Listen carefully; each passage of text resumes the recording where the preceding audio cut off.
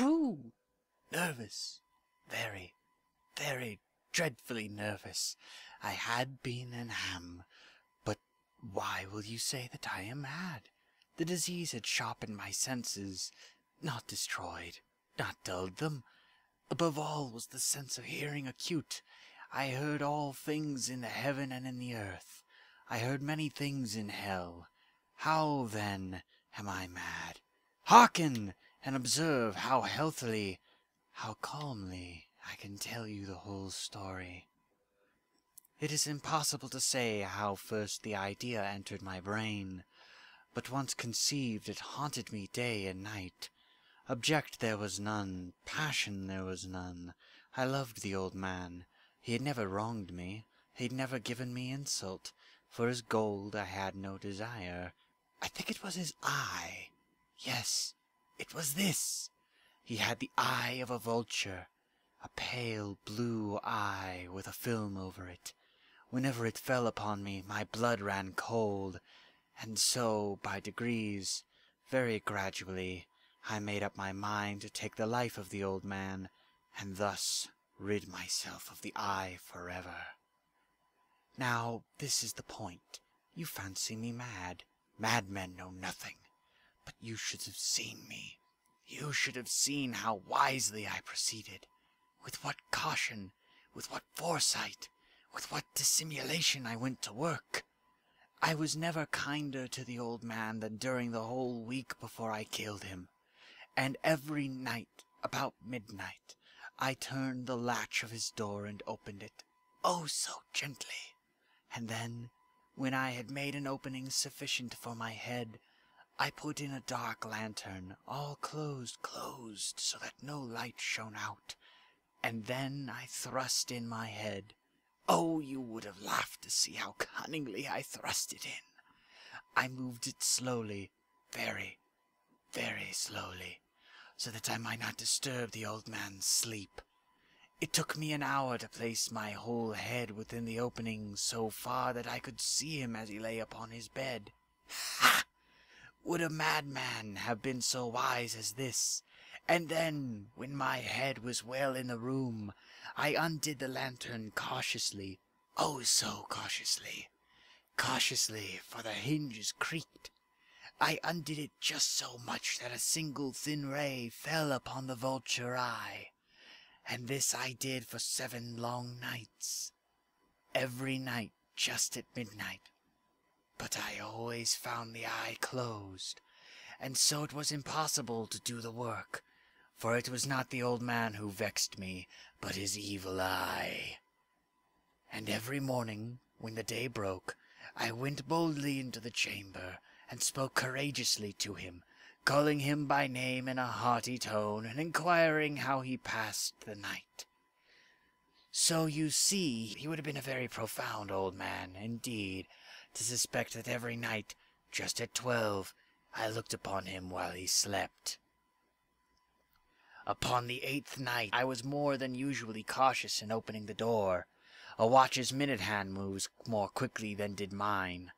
Never before that night had I felt the extent of my own powers, my sagacity. I could scarcely contain my feelings of triumph, to think that there I was, opening the door little by little, and he not even to dream of my secret deeds or thoughts. I fairly chuckled at the idea, and perhaps he heard me, for he moved on the bed suddenly, as if startled. Now, you may think that I drew back, but no. His room was black as pitch with the thick darkness, for the shutters were close fastened through fear of robbers. And so I knew that he could not see the opening of the door, and I kept pushing it on steadily, steadily. I had my head in, and was about to open the lantern when my thumb slipped on the tin fastening, and the old man sprang up in bed, crying, "Who's there?" I kept quite still and said nothing. For a whole hour I did not move a muscle, and in the meantime I did not hear him lie down. He was still sitting up in bed listening, just as I have done, night after night, hearkening to the death watches in the wall. Presently I heard a slight groan, and I knew it was the groan of mortal terror. It was not a groan of pain or of grief. Oh no. It was the low stifled sound that arises from the bottom of the soul when overcharged with awe. I knew the sound well. Many a night, just at midnight, when all the world slept, it has welled up from my own bosom, deepening with its dreadful echo. The terrors that distracted me, I say I knew it well. I knew what the old man felt, and pitied him, although I chuckled at heart. I knew that he'd been lying awake ever since the first slight noise when he turned in the bed. His fears have been ever since growing upon him. He'd been trying to fancy them causeless, but could not. He had been saying to himself, "It's nothing but wind in the chimney. It is only a mouse crossing the floor." Or, "It's merely a cricket which has made a single chirp." Yes, he had been trying to comfort himself with these suppositions, but he had found all in vain. All in vain, because death, in approaching him, had stalked with his black shadow before him and enveloped the victim.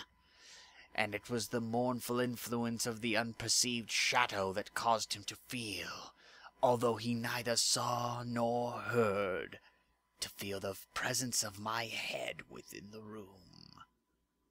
When I had waited a long time, very patiently without hearing him lie down, I resolved to open a very, very little crevice in the lantern.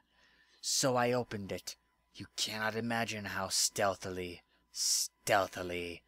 until at length a single dim ray, like the thread of a spider, shot from the crevice and fell upon the vulture's eye. It was open, wide, wide open, and I grew furious as I gazed upon it. I saw it with perfect distinctness, all a dull blue with a hideous veil over it that chilled the very marrow in my bones. But I could see nothing else of the old man's face or person, for I had directed the ray as if by instinct precisely upon the damned spot. And I have not told you that what you mistake for madness is but over-acuteness of the sense?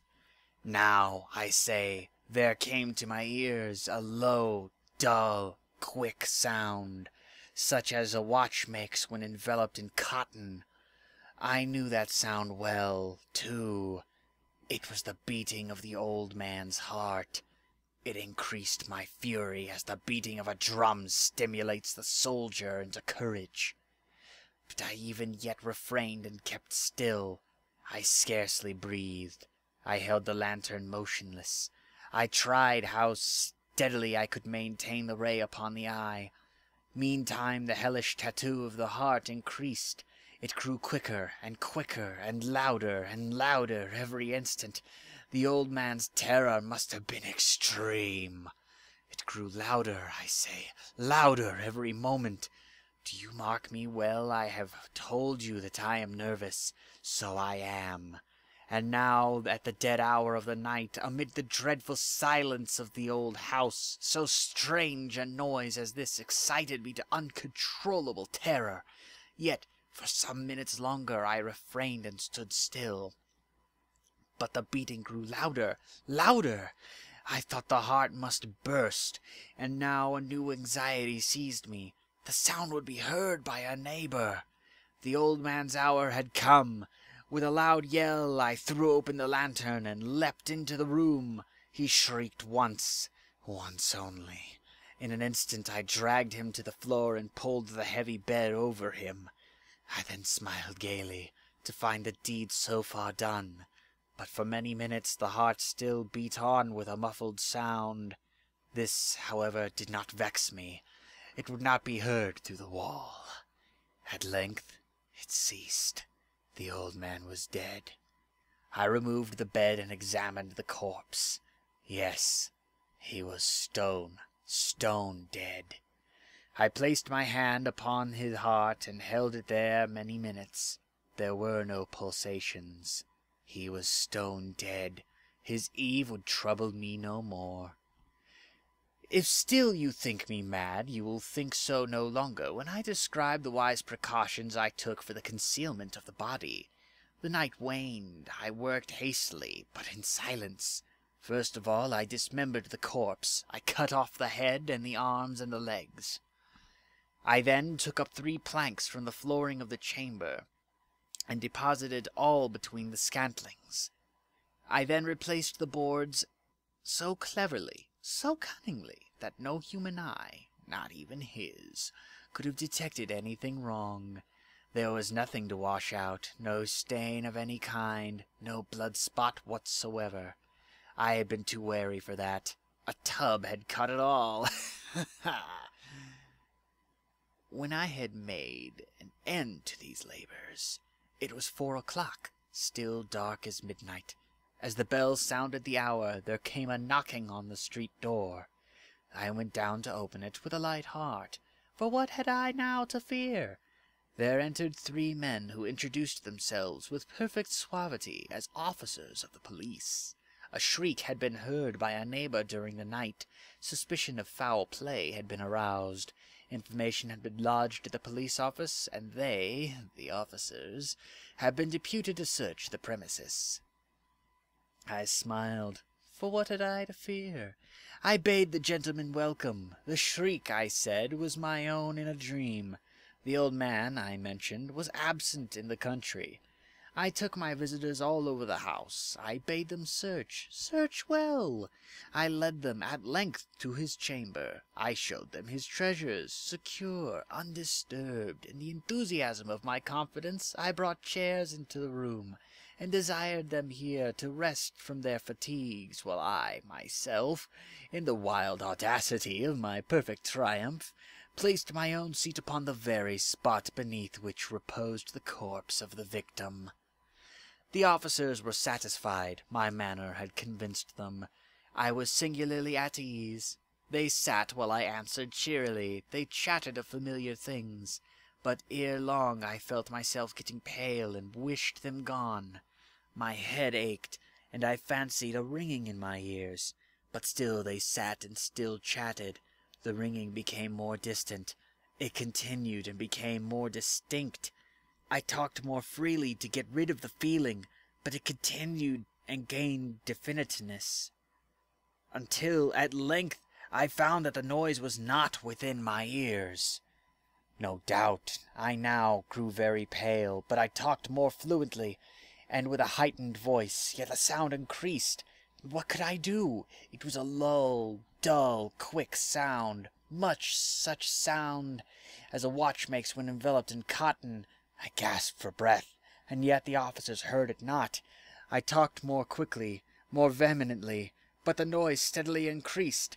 I arose and argued about trifles in a high key with violent gesticulations, but the noise steadily increased. Why would they not be gone? I paced the floor to and fro with heavy strides, as if excited to fury by the observations of the men, but the noise steadily increased. Oh God, what could I do?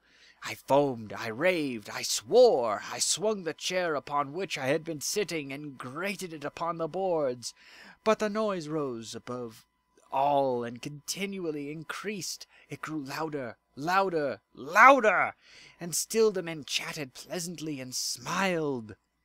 Was it possible they heard it not? Almighty God! No, no, they heard, they suspected, they knew, they were making a mockery of my horror. This I thought, and this I think. But anything was better than this agony. Anything was more tolerable than this derision. I could bear those hypocritical smiles no longer. I felt that I must scream or die. And now, again, hark! Louder, louder, louder, louder!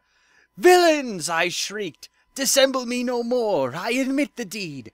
Tear up the planks. Here, here. It is the beating of his hideous heart.